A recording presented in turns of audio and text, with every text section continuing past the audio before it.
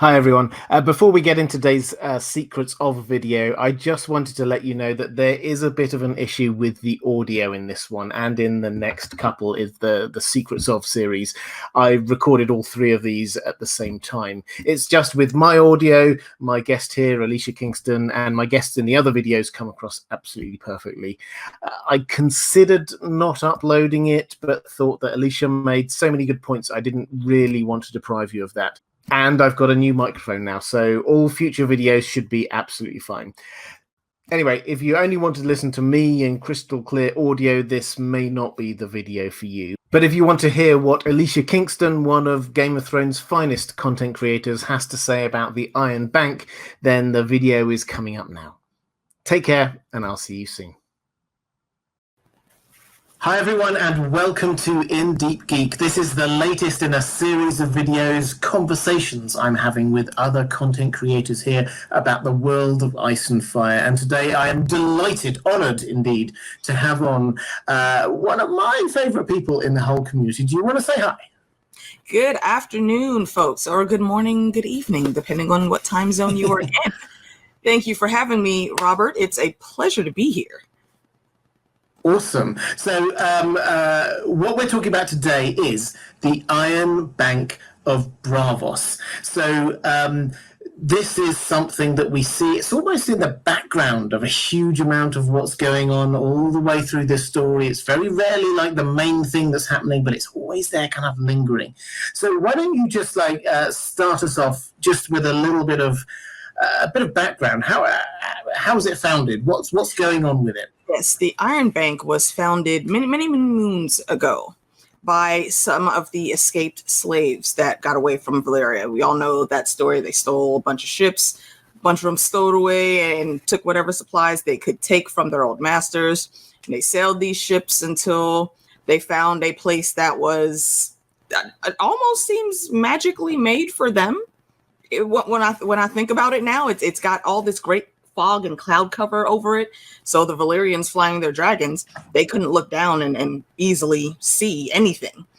And they built the city of Braavos in this area, and it grew from there. So, eventually there were 16 men, I believe it said, and 7 women that they, I guess, were probably some of the drivers of the trade that they started setting up on their secret missions. They would always change the colors of the sails that they had. They would always falsify their documents of where their shipping routes of where they were going, where they were coming from. And eventually these 23 people, started to be the ones that got the most wealth, you would say. And they used an old iron mine to keep these wealth and the trinkets, the gold and all their silver and whatnot that they found. Eventually, they got enough to where they said, hey, let's start a bank. And that's what they did. And, those old mines were then turned into vaults for each of the, that I don't know if they would call themselves lords or ladies, each of the Braavosi. Once that got established. And now in today's time, there's about 1,000 or so descendants, I believe is what's said. And I think there's probably a little bit more to the story, but it's interesting. Westeros really only knows the story or the origins of Braavos and also the Iron Bank because of Archmaester Mather, who wrote a book titled The Origins of the Iron Bank and Braavos. And I always just find that interesting. Every time, something random comes up or there's something significant enough that happens. Some maester is going to get adventurous and go somewhere and find the histories and put it all in a book. Yeah, absolutely. So, and this, I think, thank you, Alicia. I think this is absolutely where we're at. This is a secretive bank, isn't it? This is something which was founded in secrecy. People do not know exactly who it is, who owns it, what their interests are. The people who started it, they were slaves. Exactly. We've absolutely no idea. I want to run one thing by you in terms of who these original people are. I had Matt Joe Magician on here a few weeks ago, we were talking about the Faceless Men.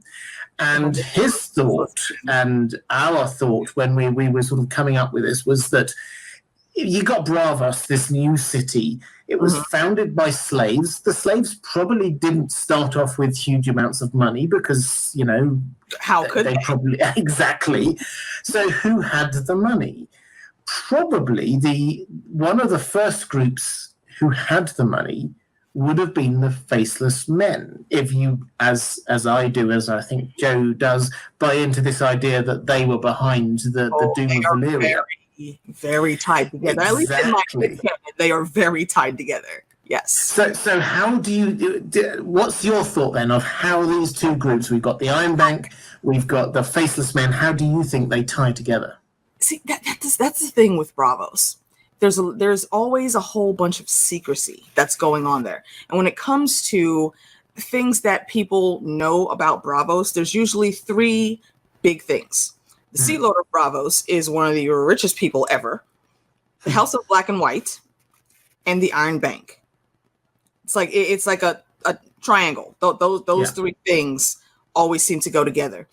And to think about it now, I almost want to say that when those first group slaves, those hundreds, there was probably a few thousand that actually got away. Some of them were probably going around already giving the gift, as they say, from the House of Black and White. And if they stole ships, it's almost guaranteed that they also stole treasures and whatnots to make sure they're able to live. Because I don't care how many ships you steal. If you don't have food or a way to purchase food, you're not going to get very far. So I believe that's where the origins of the House of Black and White would have come in. All the rules that they have now on how they kill and what they do with their contracts, none of that's set up yet. Way back then, they basically did what they had to do to make sure that their people could survive once they left. So I would say that Iron Bank was probably started by, at bare minimum, at least one Faceless Man would have had to have been in that original 23 that started those mines, because where else would they get the money from? They had to have stolen it first. And then once they got it in their heads to do the secret trades and whatnots, then that wealth started coming in. But initially, it had to have been something that was stolen. And we know how great Faceless Men are. So if you're going to have somebody steal from a rich guy, you probably want to have one of those guys do it and have them set it up. And I think that's probably why the Iron Bank is also so secret behind the scenes, because that's how they started. They don't know how to be anyway. And if at least one of the Faceless Men was part of that original group, then that implies that today some of the Faceless Men are also part of that group. So the Faceless Men, all the way through its history, are part owners of the Iron Bank. I hope I'm not misquoting on it, but I think that's what you're saying here. That's actually a good point for me to bring up a little tidbit that Lady Diligence was telling me about. Actually, earlier, now I told you we had been talking some things about the Iron Bank, and one of her thoughts was that Tycho Nestoris, is that his last name? Nestoris. Yes. Yeah. That he wasn't actually a Iron Bank employee, but he's one of the Faceless Men that goes out and collects certain debts that are not collected in the usual way. As they always say, the Iron Bank will have its due. If you take too long to pay them, you're gonna end up on someone's list, and I don't know if you really want to be on that list. So it's an interesting thought.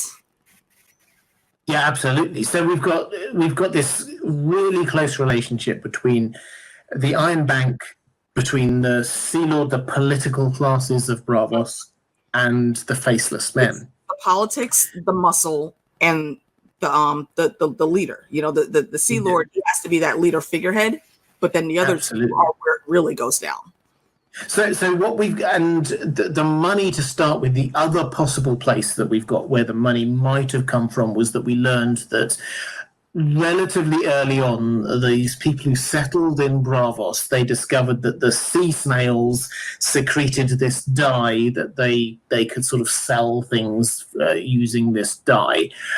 So that's there. So there's probably some merchants who are involved. There was probably some of the Faceless Men, and all of this got really kind of intertwined. And if you ever look at Braavosi politics, it is just so complicated. It's even more complicated than Westeros. Oh, exactly. Yeah. Yeah, and you get people who are sort of seeing it. We get Sam seeing a little bit for a chapter or two. We get Arya seeing a little bit for a chapter or two. And it's very clear so much is going on, so many little interplays and subtleties going on. But those three key elements of Braavosi's structure and civilization have remained there and are completely intertwined. So let's move on to think about how the Iron Bank operates. It got established. It's now rich because it's the only bank that's there. Arguably the richest bank, I think. Yeah, well, it absolutely is. I mean, I think there was like a very short period where it got, it had another bank that was kind of like coming up and sort of rivaling it somehow. But generally speaking, it is by a long way the richest bank in the world. So how does it operate then? It's not just a bank where you turn up and you pay in a check or all the rest of it. It's slightly more political than that. How would you sort of characterize how it operates on the world scale? Let's see that's slightly tricky because when you think of banks, I can only ever really put it to our banking system and how we do things. It's not even necessarily when you get your paycheck, you need to go put it in a bank account. I'm sure the Iron Bank has some type of program like that, but that's not really where they make their money. Their money is made mostly in loans and in the interest that comes from those loans. So, they have that secret council that you have to be extra special to be able to feel like it took Stannis forever to be able to get a meeting with them to actually get his loan approved, because speaking to the regular people, they were not going to approve his loan. And they have to have their fingers stretched just so far across the world. You almost only ever hear people talking about the Iron Bank. There are other banks there. They're just not as prominent at all as the Iron Bank is. You go in, you get your loan. You have to have some type of collateral, I would imagine. And you definitely have to be able to pay them back, or at least be able to make the monthly payments that they want you to make with their interest back. Beyond that, though, there's a lot of behind the scenes dealings, because let's say you made default on your loan. You go through the steps. They'll probably send you a couple letters, just like we do here. We get a few letters, and then you get phone calls. They don't have phones, so they'll send a raven maybe, or just send someone across the narrow sea to come knock on your door and say, "Hey, we have business that needs to be done." And they might do that depending on how important the person is. I think they might do that once or twice, but then random tinfoil theory, you might get a guy like Tycho Nestoris that who is actually the muscle of the bank, / Faceless Man, allegedly. And he's gonna come and probably take you. And I don't like I was saying, I don't think you wanted to get that far. There's a reason people are scared of the Iron Bank, and I don't think it's just because they think they're going to get a raven or something telling them to hurry up and pay their loan back. There's something else going on there. They do, and they have a fearsome reputation. And it's that the saying is the Iron Bank always gets their due. The Iron Bank always gets what they're owed. And the way this seems to play out is that they take the debt, as you say, they loan to people. They loan to a king of a place or a duke or whatever it is, and then if they can't pay for whatever reason, they say, okay, that's fair enough. The debt is still there, We'll just fund someone else to take over from you, and then they will pay us back. So with the Iron Throne, what happens is that you build up this huge debt. Littlefinger built up this huge debt with the Iron Bank because Robert Baratheon was like spending money on all the things that Robert Baratheon wanted to spend money on. You know, if you're king, why not? And so he was spending all the money, and Littlefinger was like getting loans to pay for it. And then eventually they go, okay, so you now owe us all of this money. And if the Iron Throne cannot pay back that money or will not pay back that money, they go, okay, well, if you're not going to pay it back as king or queen, who will? And so this is why they then start looking around for who else is it that might take over, might lead a rebellion, might take on the Iron Throne. That's how Stannis got his loan. That's how Stannis gets his loan. And this is the idea, is that they don't just forgive the debt just because somebody doesn't do it. Oh, right. Mm-hmm. They will, that carries, if Stannis did claim the Iron Throne, he would have all of the debt that Robert Baratheon had. 2 or 3 extra debts, his own, but then everything back from Robert, and I would assume even everything back from Aerys, because he was in a bit of debt. The throne was in a bit of debt back then too.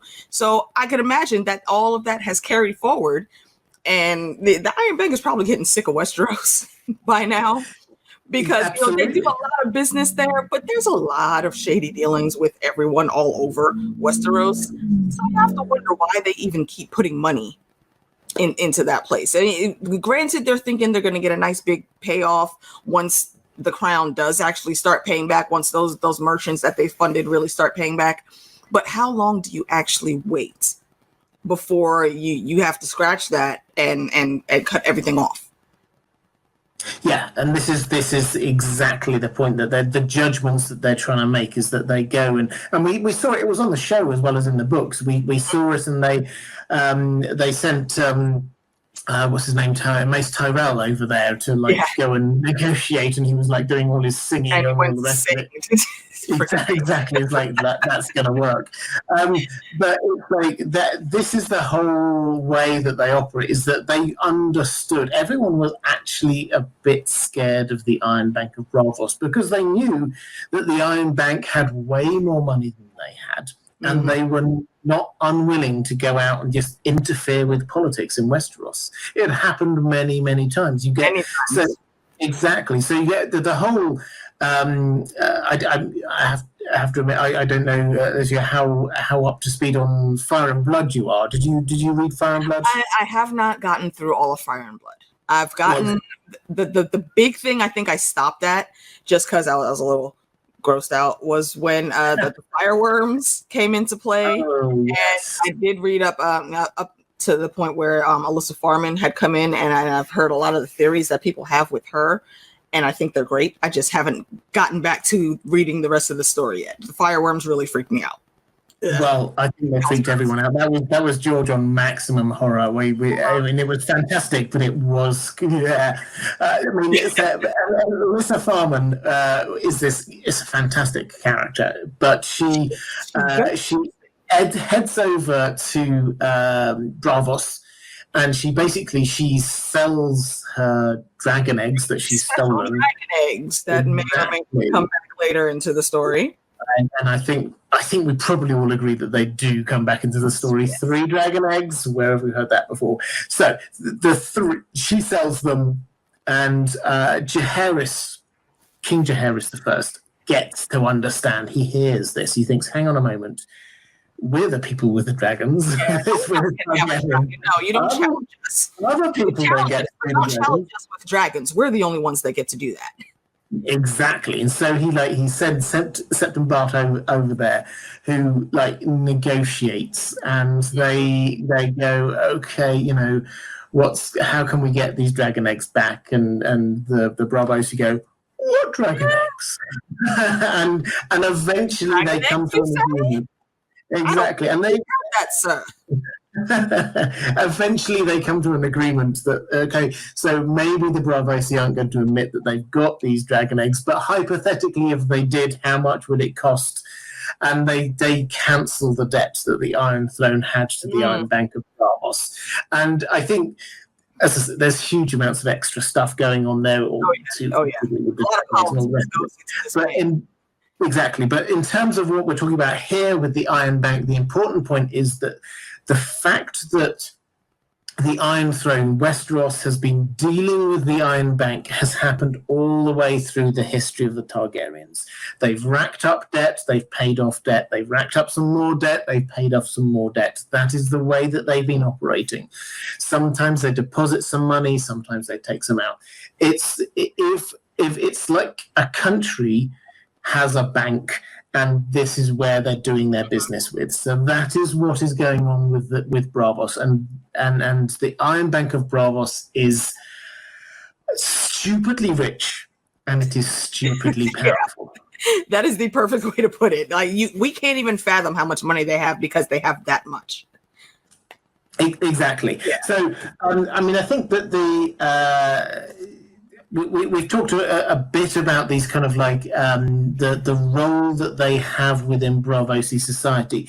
The role that they've had in the show and in the story, in fact, on the books so far. How would you sort of rate their influence? They get a few mentions, but it's only sort of in the later few books that they actually start. They really start coming in. Yeah. Well, like we were saying, they've been around throughout the history of loans for Westeros. And Alyssa Farman, that's how she was able to get the money to build Sunchaser and go on her 80 days around the world adventure. Cregan Stark even, and I find this a little bit significant, even though it's a small thing, because the North really just doesn't deal with outsiders like that. But Cregan Stark, the old wolf of the North, as they called him, he took out a pretty sizable loan in 135 AC, and I would assume it was during winter, because he got it just so he could get grain and food for the North, for his people. So you got to think that winter had to be really, really bad for him to think, okay, I need to go to the Iron Bank and do something so my folks don't die. But all through history, you can see little things like that. Where they really start to come to the forefront in our current story, it's when the small council is talking about their debts, and this is when Cersei was a regent still, I believe, and everyone agreed across the board that they were going to stop the loan payments to the Iron Bank because they needed the funds for other stuff. And the only one that was smart enough to say, excuse me, no, you don't want to do that, that's a bad idea, was Maester Pycelle. I'm not a fan of Pycelle, the Maesters in general, but that was a bit of wisdom right there that unfortunately was ignored. And then we get into the Iron Bank having to send their muscle out, basically, to make sure Cersei came into an understanding of why you don't just not pay the Iron Bank back. That who does that? I can't even comprehend that, because that's just not a thing. You always pay the Iron Bank back. Yeah, if you can't, then you at least negotiate with them and say, okay, I can give you this, if not that. And that's, we see that a little bit actually in the Mercy chapter, the pre-release chapter from the Winds of Winter. There is this kind of like small group that's sent over to try and negotiate and sort of come to some. I mean, the Iron Bank don't believe it. I think at this point they've almost. I mean, would you agree with me that at this point they've given up on the Lannisters? They're completely side-eyeing everything that has to do with the Lannisters. Every promise that might be made. So, well, if you give us this time, we'll do this, and then they're just sitting there looking like. Yeah, they're not buying any of it at all, and rightfully so. There's been a lot of shenanigans that have been keeping these people from getting their money, and I know me, if you mess with my money, that's a problem. So I can imagine how they're thinking about it, because that's literally their business. Yeah, and so they take their business model, which has been pretty much the same for hundreds of years, and they go, okay, we now judge House Lannister is not going to pay us back, which is actually quite big, because the whole, House Lannisters were, their reputation is that a Lannister always pays its dues, but they haven't been. And this then means that the Iron Bank have to start thinking, well, what do we do now? The the Lannisters don't appear to be in a very, well, technically they're House Baratheon, but we all know they're the Lannisters. But they don't appear to be as strong as perhaps they might think. So they start casting their eyes about, saying, who else might we back? Fund next, yeah. Exactly. And so that's when they turn their eye to Stannis. So do you think that this is a sensible bet on their part? Honestly, I don't think so. I really don't. Stannis, I fully agree. The crown should have gone to him. He was the legitimate next in line heir, but he barely had any backing of his own people. Period. The bulk of his army ended up being what he had to buy from sellswords once he got the loan from the Iron Bank. That doesn't really sit too well. Plus, he's not a very well-liked person. And that shouldn't matter. But when it comes to being a king or ruling over folks, you have to take into consideration how popular, I guess, you are. If enough people don't like you, you have a rebellion in 5 minutes, easily. And those aren't always easy to put down. That's not drama that you want to have to deal with being a lord or a king. And for Stannis, there's a lot stacked against him. Like, Davos is basically the ally whisperer, so to speak. He's good at talking and getting people onto the side of who he needs them to be on. So it took a Davos level speech to get the Iron Bank to even invest in Stannis, because I think they saw all of the faults in everything that he was doing as well. So from there, they invested, and their original thought, that didn't really pan out, or at least it hasn't just yet. Well, it hasn't. I mean, and this is one of the ways that the show and the books do kind of diverge, which is, so in the show, then they go off there and they have that big meeting, and then they get the investment. In the books, it's a lot later. It's that, so Tycho Nestoris comes up to the wall and he spends a long time kind of hunting down where is this Stannis and all the rest of it. And eventually they meet up, and they only finally meet up in that pre-release chapter, the Theon chapter, the pre-release chapter in The Winds of Winter. And then Stannis has this conversation with Tycho Nestoris, who we'll perhaps talk about a little bit more. I was intrigued by your idea about him being the muscle, or perhaps the Faceless Men. So we'll come back to that in just 1 second. But they have this conversation, and basically Stannis says, okay, I want some money. Will you lend me the money? And Tycho Nestoris goes, okay.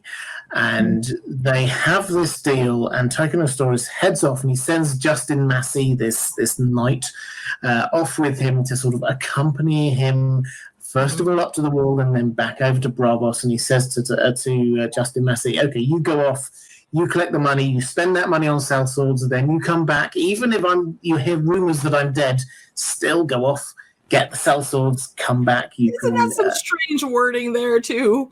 It is a little bit of a strange wording. You're dead. What? Well, and this is. I mean, I'd love your thoughts on Justin Massey if you've ever thought about him. But he's such a social climber. Is that he thinks to himself, he's already there going, hey, so there's Asha Greyjoy. She might be like head of the Iron Islands soon. Why don't we marry? And then it's like you could make me a lord. You could do that. That's okay. And what's Exactly. So he's always looking out for himself, and yet Stannis trusts him with this mission to go off and basically hire an army. And there's got to be something about him. Well, exactly. I mean, I think Stannis has to trust his loyalty, I guess. But he's so he sends him off, and he says, even if you hear a rumor that I'm dead, you come back and you find Shireen, and you say to Shireen, these are now your troops. You're the next in line. You go off and do that. But we obviously know from the show that Shireen's future is probably not quite as optimistic as... Unfortunately. Exactly. And that's so unfortunate to have to be a child in that world, a female child in that world. So you've already got all these ridiculous expectations put on you and how you're supposed to act proper, and especially because she's highborn, it's even worse. But then you have to deal with this horrible disease that you luckily actually survive, even though it leaves you horribly scarred and disfigured on the face. And then we find out that the little baby has to die. Why do we kill the tiny humans? It's not fair. It isn't, but this is all from Melisandre's perspective. But I want to get back to the future in just 1 second, but because I want to come back to this thought that you had. Tycho Nestoris, this guy, he was on the show. He was played by Mark Gatiss, who many of you will know from things like Sherlock and stuff like that. He was quite an oily character. You know, we didn't quite trust him. Character feel to it. Exactly, yeah. He was very much a banker. But you had this idea, or you say, I mean, it was Lady Diligence, who hopefully at some point I can persuade to come on the show. She had this thought that maybe he could even be a faceless man. You referred to him as the muscle. Do you want to just talk about that a little bit more? Do you want to explain what you mean by that? It's from the triangle that I was talking about earlier. There's the figurehead, which is the Sea Lord of Braavos. Then there's the money, which is the Iron Bank. And then there's the muscle, which are the Faceless Men. Supposedly the Faceless Men have contracts and different rules on who they can send to fulfill these contracts. If you know who the contract is on, you can't go do it for whatever reason. That's a whole nother thought pattern. Not go down there to think on that too hard. So when it comes to collections, there's that first round of phone calls that you get in our world. That first round of phone calls that you get, and then they start sending you letters. And there's sometimes they use the color of the paper to try to let you know how serious it is. Like first there's green, where they're still being friendly, and then there's yellow, where they put a little bit more forcefulness into their wording, and then you get a red paper. It says you need to pay this by such and such date, and that's when they're really ticked off at you for ignoring them. But then after that, there is outside collections, and that's basically when they sell your debt to a collection agency for pennies on a dollar, and then they write it off. Even though it's written off, though, in their systems, that's just so they can help balance their books. The debt is still there. So you still end up being accountable to someone for this. And basically outside collections for the Iron Bank, to me, anyways, as I understood how Brittany was saying, the theory is the House of Black and White. Because once they send one of them out, then there's some bad things that's probably going to happen. Or the web of whatever game is being played at that point in time just gets a bit more intricate. Because now he's making this deal with Stannis, and they're making plans there. But then they're still trying to collect from Cersei. And also, actually, they were trying to collect all around, because that was the consequence of Cersei deciding to ignore Maester Pycelle. So they called in everything. All new loans that were applied for from Westeros automatically rejected. That's why it took a bit for them to even be convinced to give Stannis the money. You had to factor that in, and then try to factor in if Stannis was really going to succeed and they were going to get their previous owed money back as well.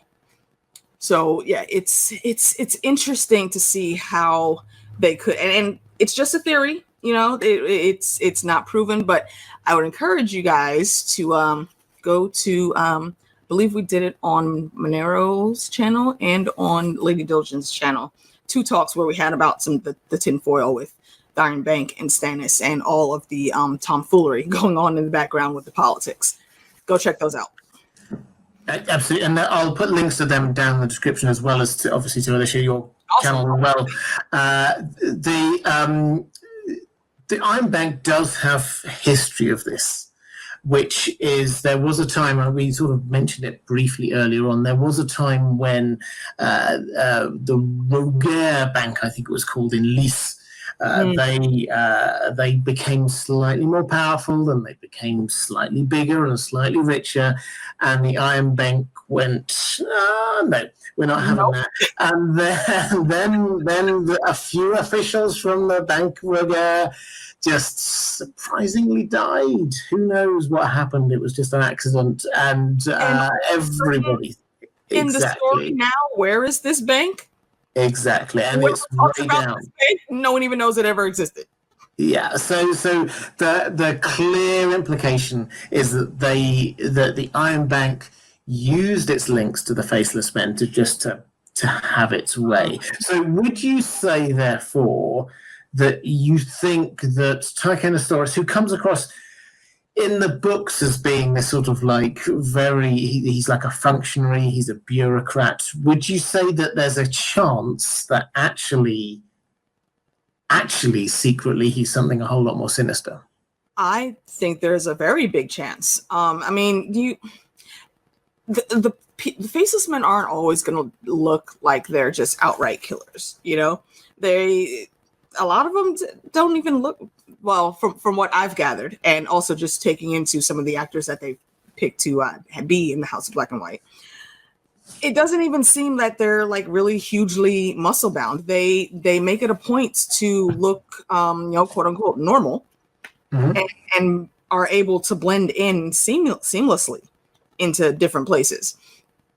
But then you get in, but it ends up being this little guy, Jack and Hagar, that gets locked into black cells with Rorge and Biter, and these two very large men that are ruthless killers, that from what we know from the text, and they're afraid of this guy. So, they always, to me, the Faceless Men, they're always, just normal, faces. They look regular. You don't have to look too hard at them. Matter of fact, they make sure that you don't always look too hard at them.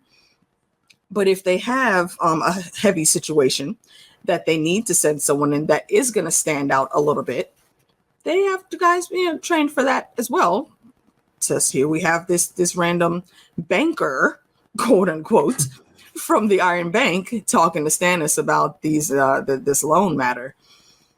And it just seems very fitting that it would actually be a Faceless Man, so that if something did happen for whatever reason, Westeros is a dangerous place, and you got this guy that clearly looks like he comes from money, but he's walking around. He doesn't have, if I remember correctly, he doesn't really have that many guards around him or anything, but he's still basically like, extravagance is just like seeping out of his pores, but he thinks he's okay traveling around like that. I mean, and that's just a small, tiny thing to think about, but it's interesting when you compare it to how other people travel in that world. If you have money, if you look like you have any type of assets to protect, you're going to have guards around you. At the very least, some sellswords to make sure you can travel safely in this land that isn't really yours. That's not your home.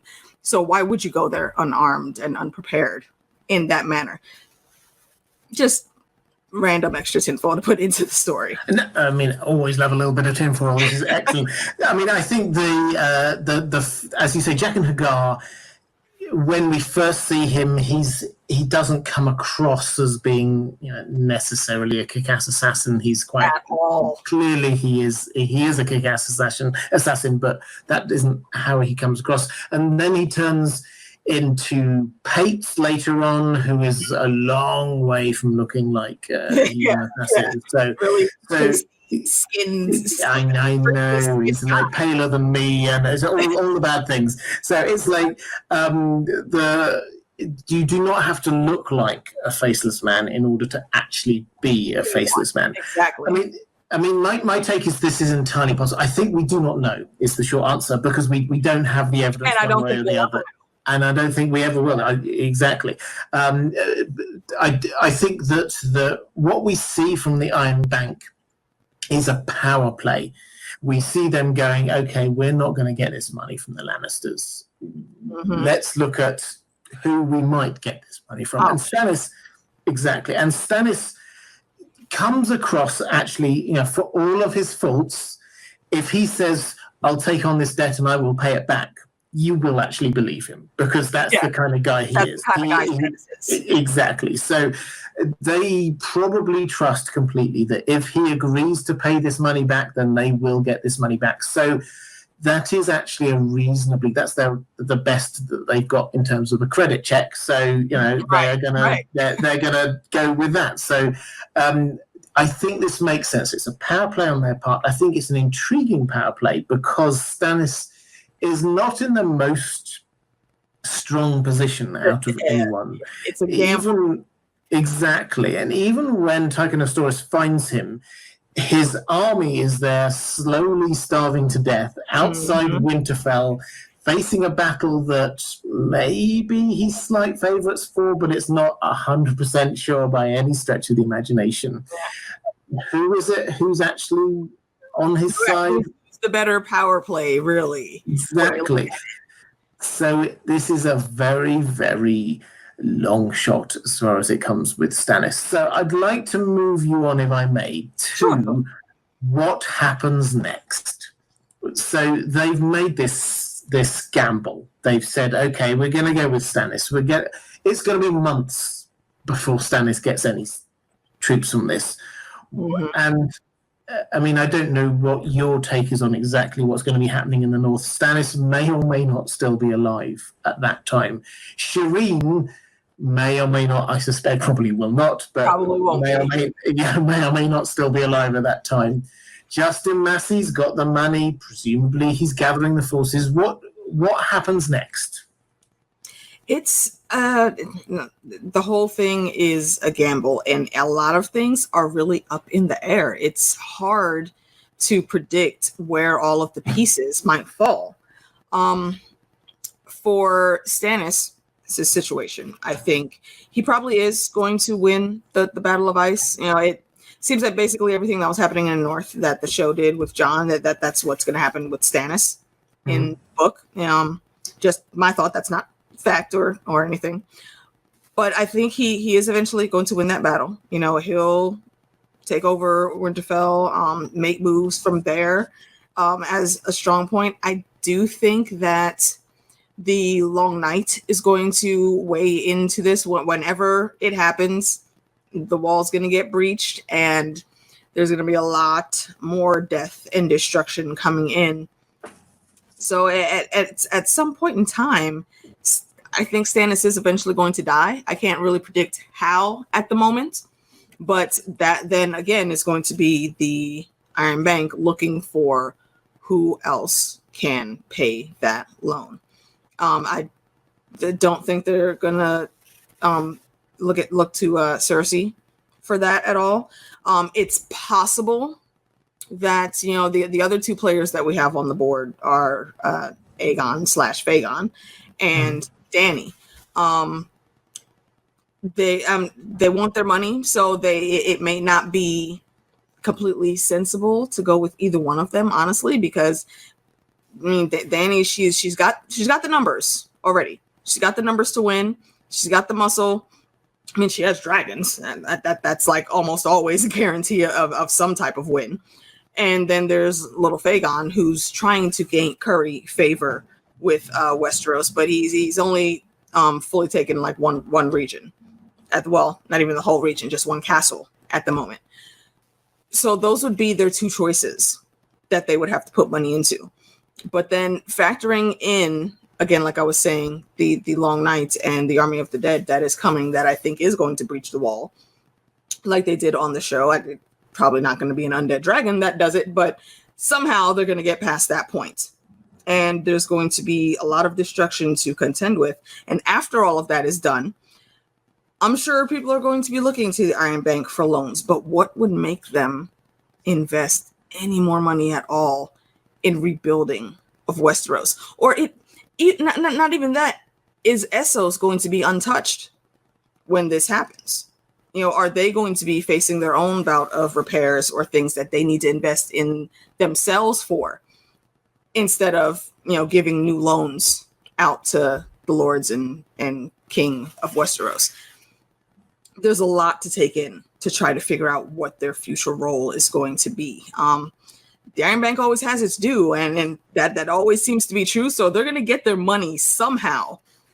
There's just a lot of avenues that they would have to go down, I think, that we can't fully predict of when they're going to get that money, if that makes sense. It absolutely makes sense. Thank you. It's a really interesting overview. I think so. Fagon, I think, for my money, he will capture King's Landing. And if that happens around the same time as Stannis dies, which again is possible, then I think that's the point where the Iron Bank might go, we've now got somebody who claims the Iron Throne, who is sitting on the Iron Throne. Why don't we go and approach them? Now, obviously, Dany's invasion is going to happen at some point soon after that. All of the upshot of this surely has to be that whoever the Iron Bank backs, I don't think it's going to change the order of events hugely. Yes, we'll get some sellsword companies come in here or there, but the bigger issue right now is dragons and the others. That's the real thing going on here. Yeah. After all of that, somebody is going to be sitting on the Iron Throne. Probably Bran, but we'll have to wait and see on that. And then that's the point, surely, that the Iron Bank... Okay, so this is what the Iron Throne owes us.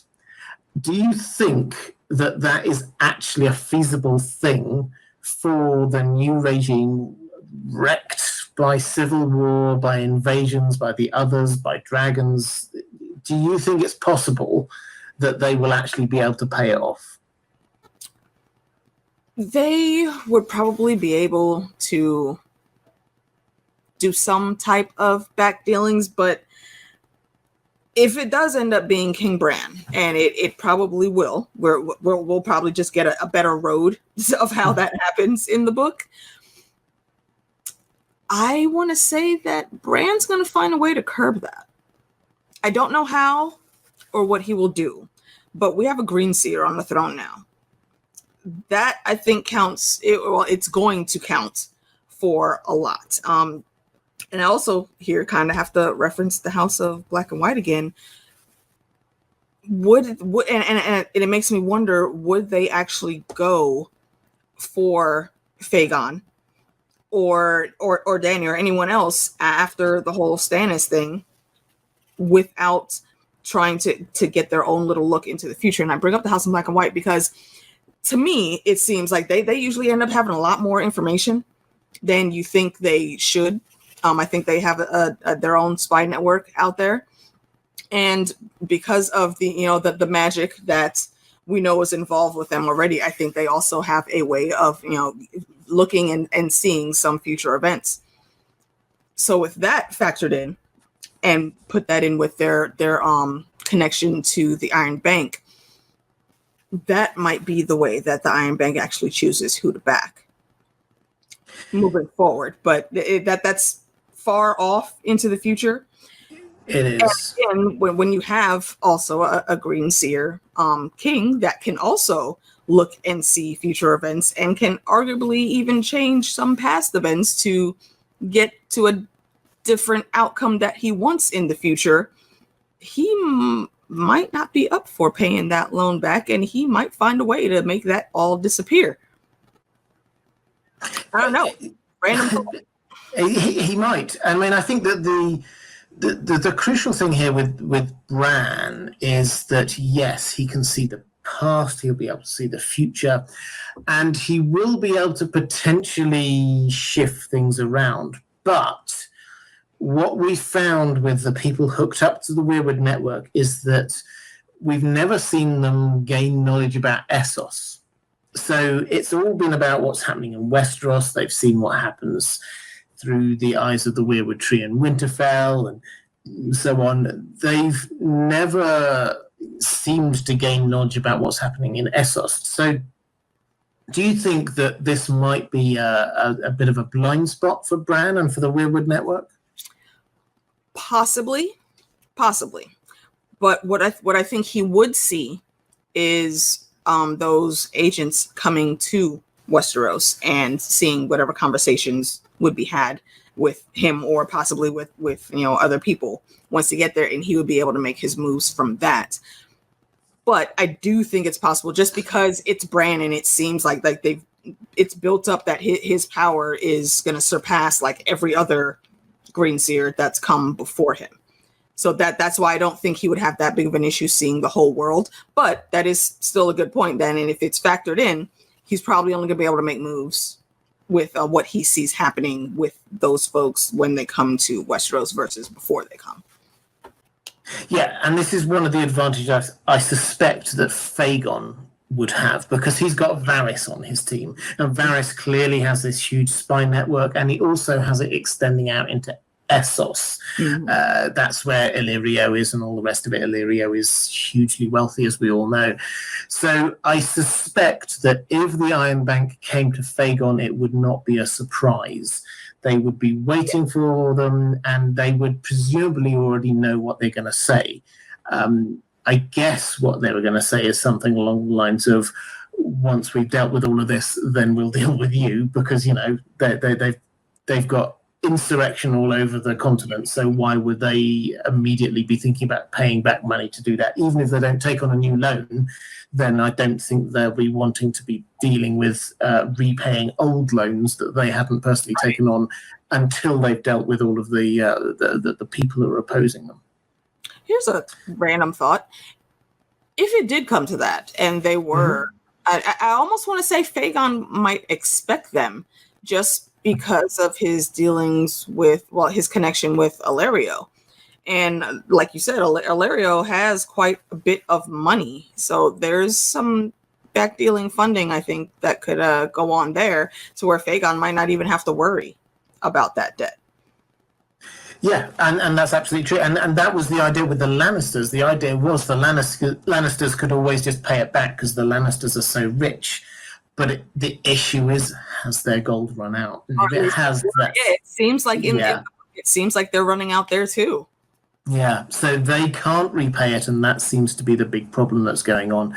Whereas Fagon does seem to have these sources of income particularly from people like Illyrio. Okay, is there anything else in terms of the role of the Iron Bank that you want to just sort of draw to our attention? Any kind of like tinfoil theories you've got burning away that you want to be sharing with us? No, my biggest one really was just their connection with the House of Black and White. And like I said, that's not my theory. That's all on Lady Diligence, and just everything that we talked about. I can't pull all of it out because I don't remember everything, and I don't want to mix up anything that she said because it's just really great the way she's mapped it out. So I would encourage you guys, please go watch it. It's very fun, especially if you like tinfoil. Go check it out. But the Iron Bank to me really is just a fascinating character. It's a building, obviously, with people, but it's a character all on its own to me, and it just stands out so much in the background of everyone's story. Everyone at some point in time, it seems, has to be touched by the Iron Bank to help move their own stories forward and make things happen that they want to happen fall into place, because like everywhere else and in the real world as well, you need money to make things happen. And you do. It has that in abundance to supply people. Absolutely. Link to the Lady Diligence thing, as I said, down in the description. I think that one thing we can probably both agree on, though, is that the Iron Bank will survive all of this. Whoever's sat on the Iron Throne, whoever's ruling anywhere, the Iron Bank is going to survive. And so if we're trying to imagine what world we have going forward, banks are not going anywhere. They are going to stay there, and the Iron Throne is going to be, whoever is sat on the Iron Throne is going to be in debt to the Iron Bank. Yeah, that is one thing for sure. The first thing that I would hope they think of after, the rebuilding, because I'm sure there's going to be a lot of rebuilding that needs to happen, is going to be paying the Iron Bank and finding ways to make sure they have, taxes and incomes and whatnots from all of around Westeros to make sure that debt gets paid.